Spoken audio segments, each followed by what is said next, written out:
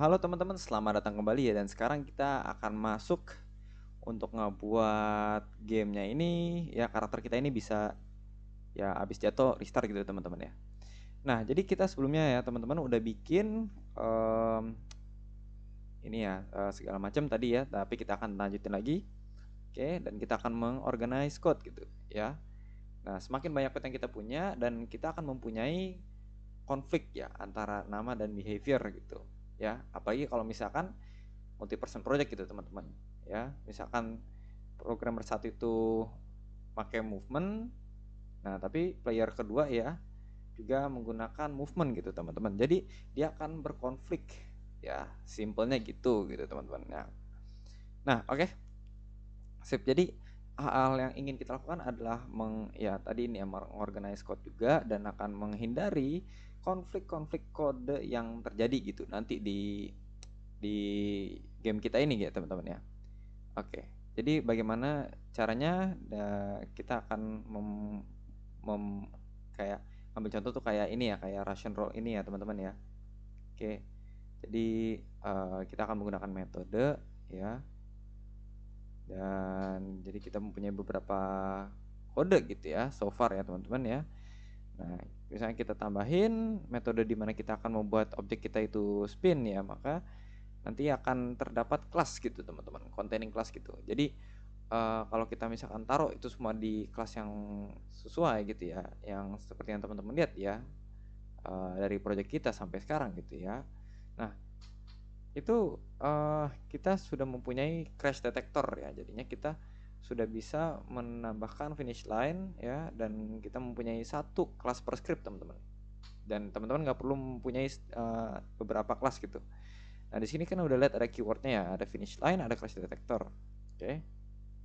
Nah, sip. Jadi kita mempunyai metode dan statement segala macam gitu ya. Nah, yang sudah ada berada di dalam Unity gitu. Sekarang kita akan masuk ke bagian dalam Unity kelasnya, yaitu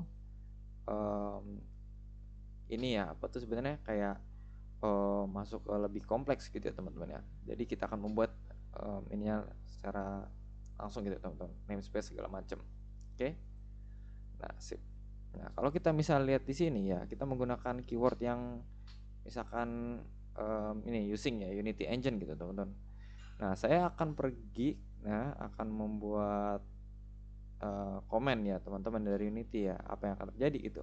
Apakah akan ada konflik atau segala macam gitu kan. Jadi mono behavior itu akan collide gitu dengan debug gitu ya teman-teman.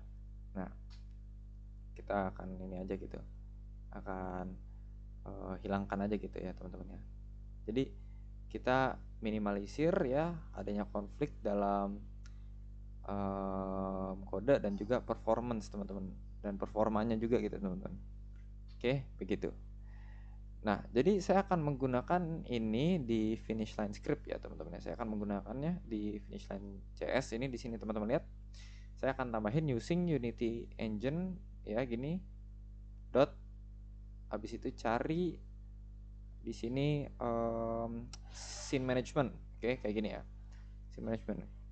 Oke. Nah, oke, sip. Nah, kita tambahin titik koma jangan lupa gitu. Oke. Jadi scene management ini ya untuk apa gitu? Kita akan nggak perlu banyak-banyak nulis gitu ya, bahkan scene management itu ya. Jadi kita hanya perlu menggunakan apa yang kita perlu gitu teman-teman, menyuruh kode kita untuk melihat apa yang kita inginkan gitu. Oke, jadi kita ke scene management gitu. Nah, jadi scene management itu ya dot gitu ya, sini kita tambahin scene manager kayak gini ya, itu ada di dalam kelasnya ya teman-teman ya. Nah, kita akan tapping ke metode itu. Sekarang kita tambahin ke load add scene ya teman-teman, load scene ya teman-teman, kayak gini. Oke. Nah, saya akan tambahin semuanya di sini semikolon ya, jangan lupa. Oke. Nah, alright. Nah, jadi kalau misalnya teman-teman mengetik ya di Unity Docs Scene Manager gitu ya di browser gitu, saya akan memberikan linknya kepada teman-teman ya, yang ini ya. scripting API Scene Manager Unity gitu teman-teman ya. Nah di sini ya di Scene Manajernya kita belum lihat ini sebelumnya, tapi ini cukup cukup important ya, cukup penting gitu teman-teman ya. Nah teman-teman kan lihat ada static properties teman-teman di sini ya, class.unity engine. Oke, scene management. Nah di sini ada banyak banget metode dan events dan juga static properties tadi ya, seperti yang saya bilang gitu ya teman-teman. Oke, nah kita akan mempunyai beberapa metode di sini yang kita bisa akses dan gunakan ya. Jadi kita akan menggunakan load scene ya, kita menggunakan merge scene segala macam. Nah ini sudah built in ya, sudah terdapat gitu di dalam scene-nya gitu. Nah di classes dalam Unity tersebut gitu kita mempunyai beberapa metode-metode yang berbeda gitu teman-teman. Jadi saya ingin memberitahu kalian bahwa Unity itu mempunyai banyak banget dokumentasi yang teman-teman bisa gunakan gitu. Itu sesuai ya, se-comfortable teman bagaimana ya teman-teman ya. Nah, oke. Dari apa yang kita lakukan gitu. Jadi sekarang saya akan memberikan example code ya. Oke, misalkan kita coba nih, kita ke file teman-teman, buka file, ke build setting. Oke, nah di sini udah ada ya scene.sampleScene ya. Nah, kita akan pergi ke scene folder di sini ya. Ada di sini namanya sample scene. Oke.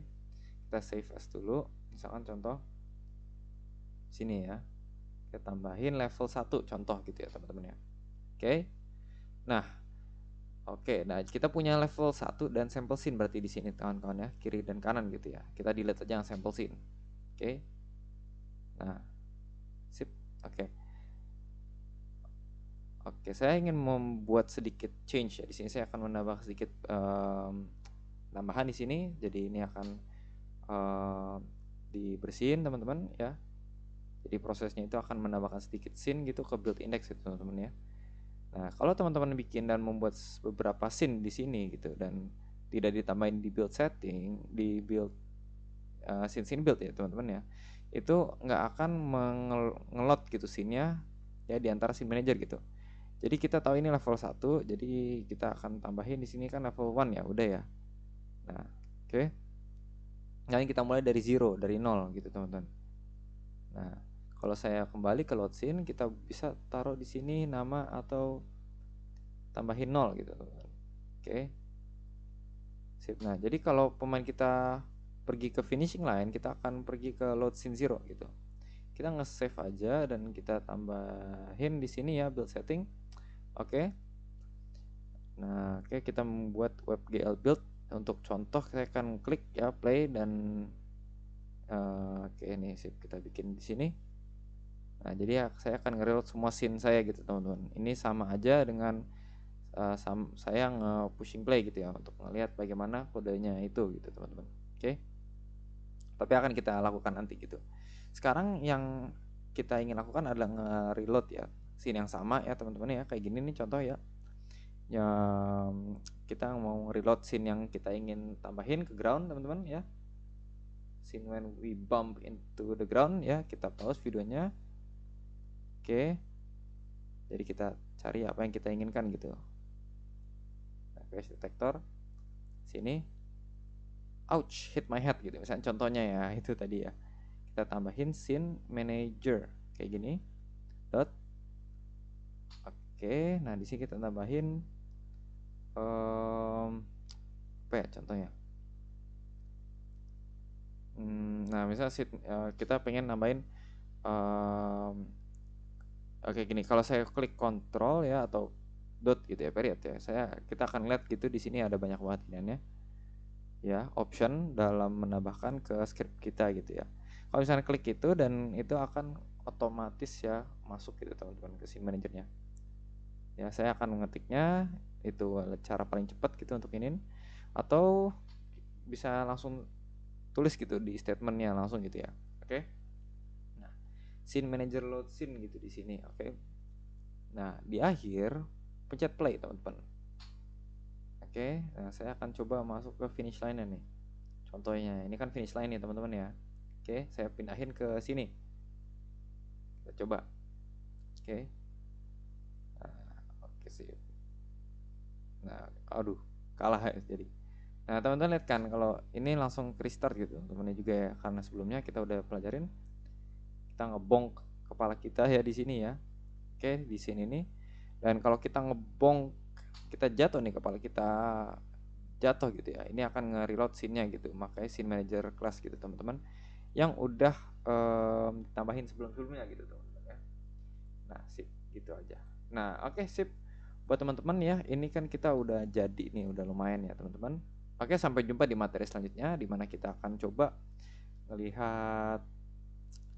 Oke, karena kita tadi sebelumnya udah belajar ini namespace ya dan scene management, kita akan menggunakan introduction ke efek partikel ya teman-teman ya. Oke, sip. Oke, sampai jumpa teman-teman, sampai jumpa di materi selanjutnya. Oke teman-teman, dan bye-bye.